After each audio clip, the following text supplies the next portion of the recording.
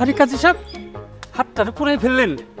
আরে খালি হাতে এই গরম ঢাকনায় হাত দিতে গেছেন কেন?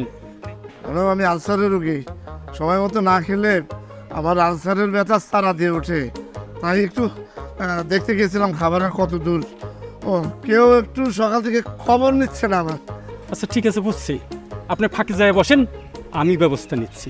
না জনাব, আমি এখানে বসে থাকবো, আমি দেখবো খাবারের কত দূর। আমার কারো কথা বিশ্বাস নেই। কাজী সাহেব, আমারে কি আপনার ফালতু লোক মনে হয়? না জনাব, তা মনে হচ্ছে না জনাব। তাহলে আমি কথা দিছি, খাবার আপনি পাবেন। চান ঠান্ডা পানিতে হাত মিশান। আরে কি করলেন? আরে খাবার পানিতে হাত ঢুকাই দিলেন। জনাব, আমার হাত পরিষ্কার আছে, পাক পবিত্র আছে। আরে যতই পাক পবিত্র থাক, এটা তো খাবার পানি। কি ব্যাপার কাজী সাহেব, আপনার এখানে কি কাজ? রান্নার খোঁজ খবর নিতে আসছি জনাব। আচ্ছা, আপনি কি বাবুর্চি? জি না জনাব। তাইলে যার কাজ হ্যারে করতে দেন, আপনি দয়া করে ওইটাকে বসে।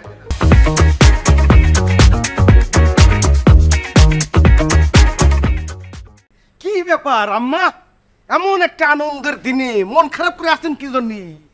শালি, তোমার বয়স আমার থেকে বেশি হলি তোমার আমি পায়ে হাত দিয়ে সালাম করতাম, তুমি তো বাজিমাত করে দিছো। আনন্দ করো, আনন্দ করো। এমন একজন পাওয়ারফুল নেতা আমার আপন ভাইরা ভাই হতে যাচ্ছে, বিষয়টা ভাবতেই শরীরের মধ্যে আমার নাচ চলে আসছে। জামাই বাবুজি, বিউটি আসে নাই?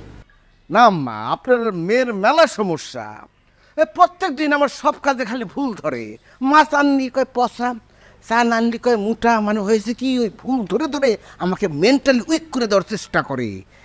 আমি চিন্তা করলাম যে এমন একটা আনন্দঘন মুহূর্তে তাকে আনলে তো ঝগড়া বিবাদ শুরু হয়ে যাবে।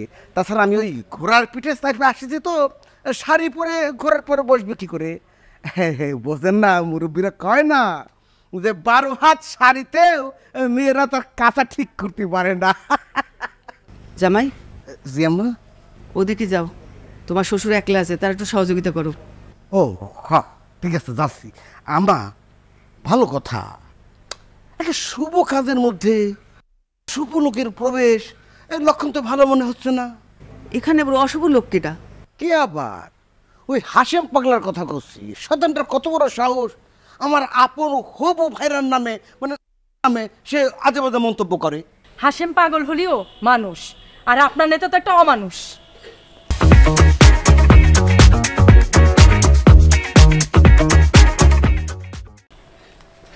আম্মা, নুরির কথাবার্তার ঢক ঢিল লক্ষণ তো ভালো মনে হতো না। কার ভালো কার মন্দ আমি ঠিক বুঝে উঠতে পারতেছি না। ও হ্যাঁ, বুঝছি।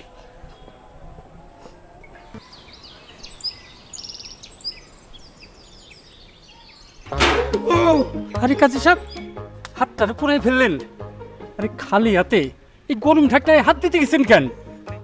আমি আলসারের রোগী, সময় মতো না খেলে আমার আলসারের ব্যথা সারা দিয়ে ওঠে, তাই একটু দেখতে গেছিলাম খাবারের কত দূর।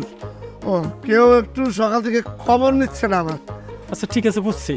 আপনি ফাঁকে যায় বসেন, আমি ব্যবস্থা নিচ্ছি। না জনাব, আমি এখানে বসে থাকবো, আমি দেখবো খাবারের কত দূর। আমার কারো কথা বিশ্বাস নেই। কাজী সাহেব, আমারে কি আপনার ফালতু লোক মনে হয়?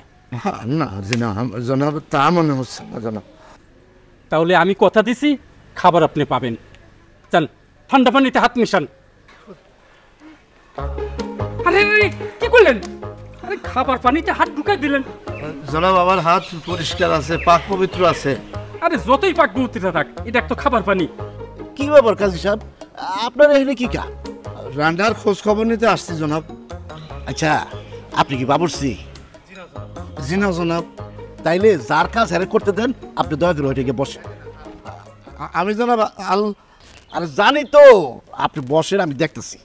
জনাব, আপনার কথা কাছে কোনো মিল নাই, আপনার কথার উপরে আমি ভরসা রাখতে পারছি না। আমার কথায় ভরসা রাখা লাগবো না, আপনি আল্লাহর উপর ভরসা রাখেন। দয়া করে ওখানে গিয়ে বসেন।